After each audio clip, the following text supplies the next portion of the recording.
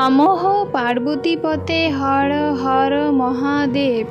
আমি স্বপ্না, আর আমি আজকে বৃহৎ শিব মহাপুরাণের পঞ্চদশ অধ্যায়ের বিল্লোৎপত্তি ও বিল্ল মাহাত্ম্যর পাঠ 4, 5 এবং 6 পাঠ করতে চলেছি। তো তোমরা সকলে চলে এসো বৃহৎ শিব পুরাণের মধুরবাণী শ্রবণ করতে। আজকে শ্লোকটি হলো, শিব দর্শন কামো বে তদর্দেন পুজোয়ে তথ মৃত্যুঞ্জয় জাপ্য কামনা ফল রূপত। শ্লোকটির অনুবাদ আজকে 4 নম্বর পাঠ থেকে পাঠ করব। তো অনুবাদটি হলো, হয়তো বা যেই কালে করিনু গণন, ভ্রমবশে অন্য মনে ছিলাম তখন, ভক্তির শৈথিল্য মম হয়েছে নিশ্চয়, বিফল সকলই মম নাহিক সংশয়। এইক্ষণে 2 পদ্ম পাইব কোথায়, আনিতে অন্যর দ্বারা উচিত না হয়। প্রতিদিন নিজ হস্তে করেছি চয়ন, কেমনে করিব পরহস্তে আনয়ন। নিজেও উঠিতে নারী আসন হইতে, উপায় কি হবে অদ্য ভাবিতেছি চিতে। ক্ষণকাল মনে মনে চিন্তিয়া তখন, স্মৃতিপটে দিব্য কথা করেন স্মরণ। একদিন সহ্য পরে মম প্রাণপতি, মধুর বচনে কহিলেন আমা প্রতি। তুমি মম প্রিয়তমে ফুল্ল সরোবর, তব স্তনদ্বয় ইথে পদ্ম মনোহর। তাহার বচন কভু মিথ্যা নাই হয়, কমল সদৃশ্য এই মম স্তনদ্বয়। স্তন পদ্মে লিঙ্গ পূজা করিব সাদরে, তাতে তুষ্ট হবে হরি আমার উপরে। মনে মনে এই চিন্তা করিয়া তখন, আপন করেতে অস্ত্র করেন গ্রহণ। তাহা দেখি স্তনদ্বয় বলিতে লাগিল, তব অঙ্গে জনমিয়া হইনু সফল। আমার দোহা দিয়া তুমি পুজিবে শঙ্করে, তাই ধন্য হইলাম জগৎ ভিতরে। এতে এক বচন শুনি কমলা তখন, মিষ্ট ভাষে স্তনদ্বয়ে কহেন বচন। হরি ও শঙ্করে ভেদ নাহিক যেমন, পদ্মসহ তোমা দোহে জানিবে তখন তেমন।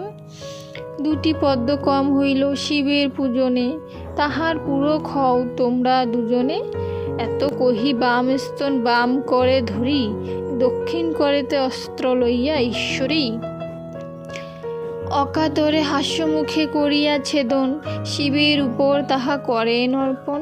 পঞ্চাক্ষর মন্ত্র দেবী করিয়া স্মরণ, ভক্তিতে শিবের পূজা করেন তখন।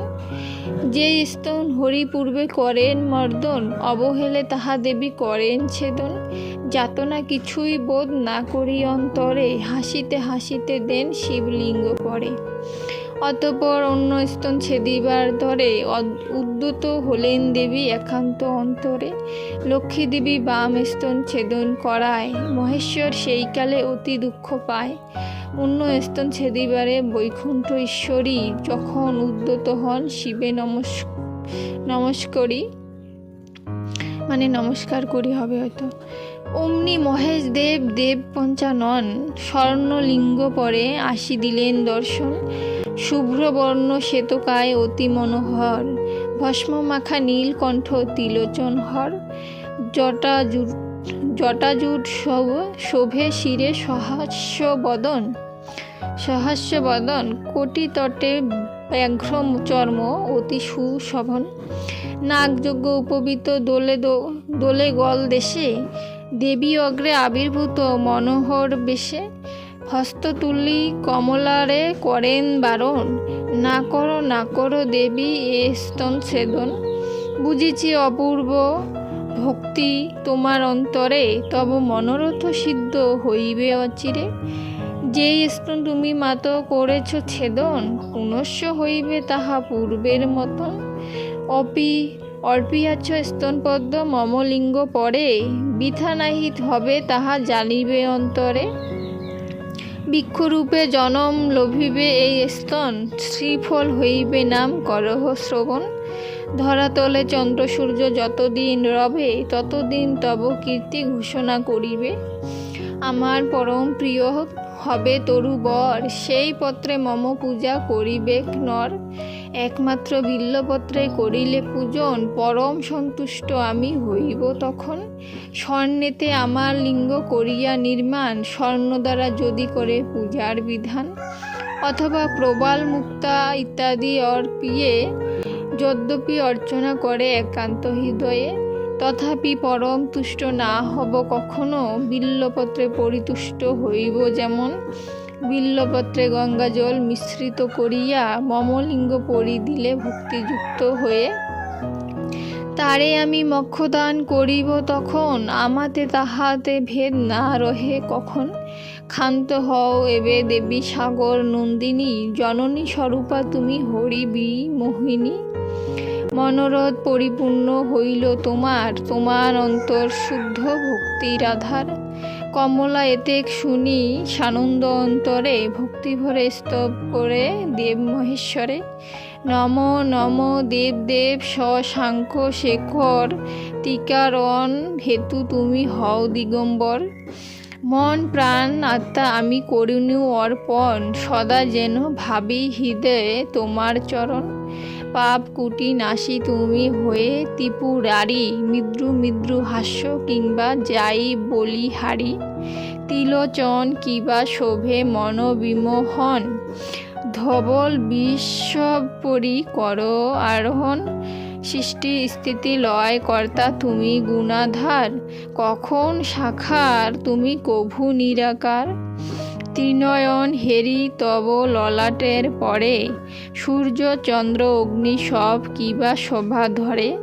ইচ্ছা বশে করো তুমি বিশ্বের সৃজন, ইচ্ছা বশে করিতেছ জগৎ পালন। আজকে বৃহৎ শিব মহাপুরাণের 4, 5 এবং 6 নম্বর পাঠ এখানেই সমাপ্ত হলো। আজকের পাঠ থেকে আমি বিল্বপত্র সম্পর্কে, এই বিল্বপত্র কিভাবে উদ্বোধন হলো এবং বিল্বপত্র ছাড়া শিব পূজা হয় না। ভগবান শিব বললেন যে বিল্বপত্রের মতো, মানে বিল্বপত্র দিয়ে পুজো করলে ভগবান শিব খুব সন্তুষ্ট হন। তো আজকে এই বিল্বপত্রের জন্মকাহিনী জানতে পারলাম বৃহৎ শিব মহাপুরাণ পাঠ করে। তো তোমরা অবশ্যই সকলে বৃহৎ শিব মহাপুরাণ পাঠ করবে, বা পাঠ না করতে পারলে শ্রবণ করার চেষ্টা করবে ভগবান সম্পর্কে, এবং ভগবানের পুজোয় কী কী লাগে, ভগবান কিসে সন্তুষ্ট হন অবশ্যই জানতে পারবে। তো সকলেই আমার পাশে থেকো এবং বৃহৎ শিব মহাপুরাণ পাঠের এই মধুর বাণী প্রতিদিন শ্রবণ করো। আর আজকে এখানেই সমাপ্ত করছি। বাকি পাঠগুলো এরপর আরও পাঠ করতে করতে পঞ্চদশ অধ্যায় সমাপ্ত হবে। তো তোমরা সকলে ভালো থেকো, ধন্যবাদ।